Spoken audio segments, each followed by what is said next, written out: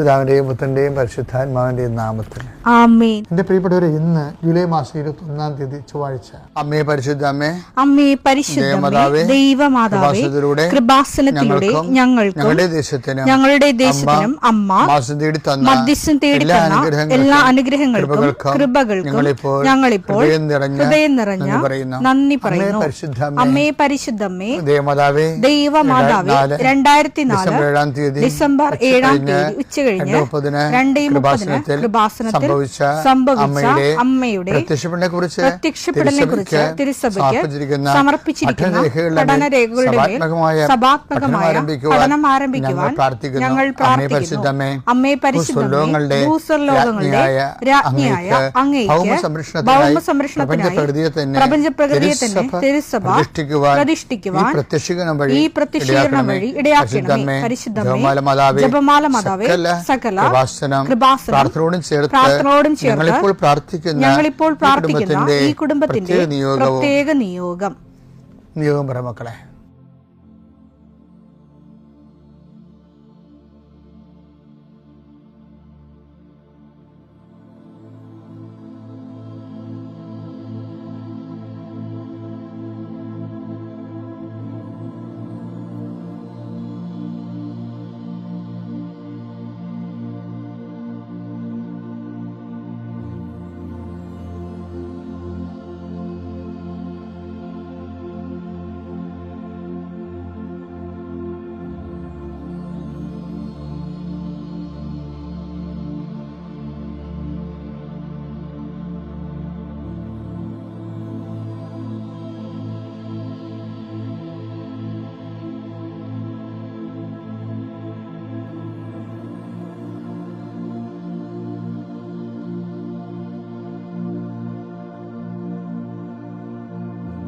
അമ്മയുടെ പ്രത്യക്ഷീകരണത്തിന്റെ ഈ അനുഗ്രഹവേളയിൽ ഞങ്ങൾക്ക് സാധിച്ചു തരുവാൻ കനിയണമേ.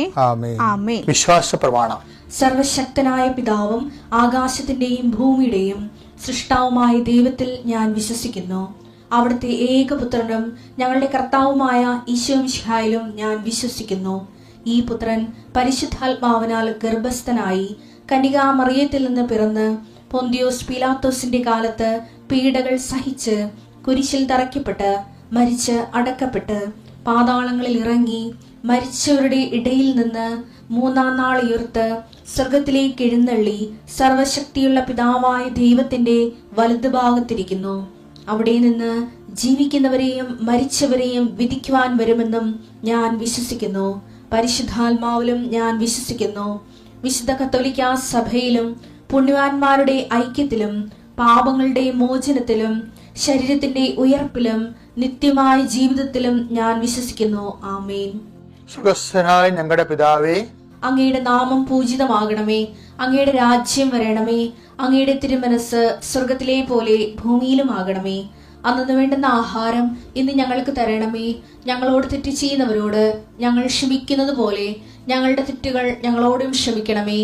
ഞങ്ങളെ പ്രലോഭനത്തിൽ ഉൾപ്പെടുത്തരുതേ, തിന്മയിൽ ഞങ്ങൾ രക്ഷിക്കണമേ. ആമേൻ. നന്മ നിറഞ്ഞ മറിയമേ, സ്വസ്തി. കർത്താവ് അങ്ങയുടെ കൂടെ സ്ത്രീകളിൽ അങ്ങ് അനുഗ്രഹിക്കപ്പെട്ടവളാകുന്നു. അങ്ങയുടെ ഉദരത്തിൻ ഫലമായി ഈശോ അനുഗ്രഹിക്കപ്പെട്ടവനാകുന്നു.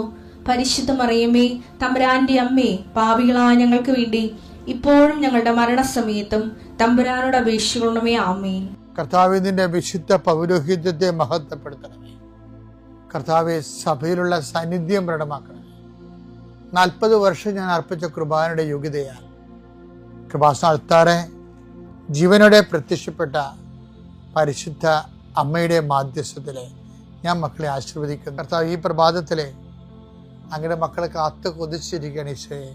നിന്റെ വലതുകരത്തിൻ്റെ ഒരാശീർവാദം കിട്ടാൻ വേണ്ടി.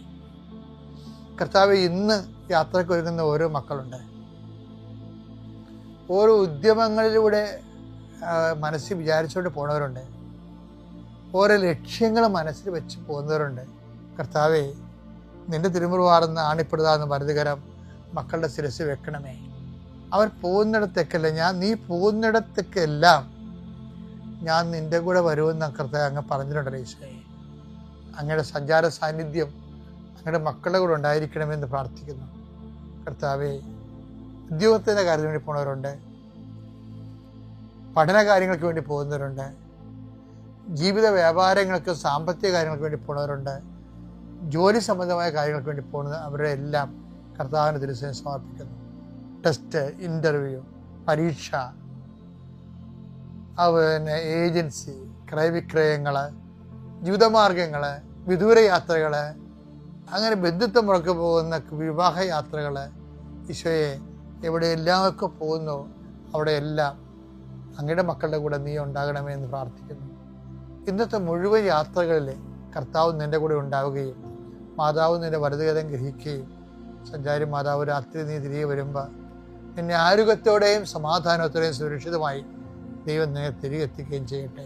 നിത്യം പിതാവും പുത്രനും പരിശുദ്ധാത്മാവും നീക്കുവാണ്. എൻ്റെ പ്രിയപ്പെട്ടവരെ, നിങ്ങൾക്കറിയാമല്ലേ ഈ ദിവസങ്ങളിൽ ഒരു സാക്ഷ്യം ഉണ്ടായേ. ഗ്രിഗറി ജോസഫ്, അദ്ദേഹത്തിൻ്റെ വൈഫിൻ്റെ പേര് കവിത എന്നാണ്. ഗ്രിഗറി ജോസഫ്, കവിത, ഇവരെല്ലാം ഫാമിലി സഹിതം കാനഡയിലാണ്. അപ്പം എനിക്ക് ഇഷ്ടപ്പെട്ടത് ഗ്രിഗറി ജോസഫിന് ഈ ഇറ്റിനറൻ്റ് ആയിട്ടുള്ള ഇങ്ങനെ സാധനങ്ങളെ ഏജൻസി ആയിട്ട് എത്തിച്ചു കൊടുക്കുന്ന എന്ത് ബിസിനസ്സാണ്.